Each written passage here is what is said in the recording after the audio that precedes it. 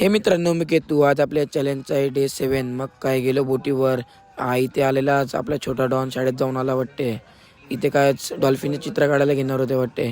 मग काय आपल्या बाबांनी त्याला दिली बॅट बनवून. मग आलो घरी, मग चहा पिली आणि मग मग याला चम्मच आणायला सांगितले. ते यांनी बघा काय आणलं होतं. मग काय गेलो समुद्रावर खेळायला, सर्वजण आलेले.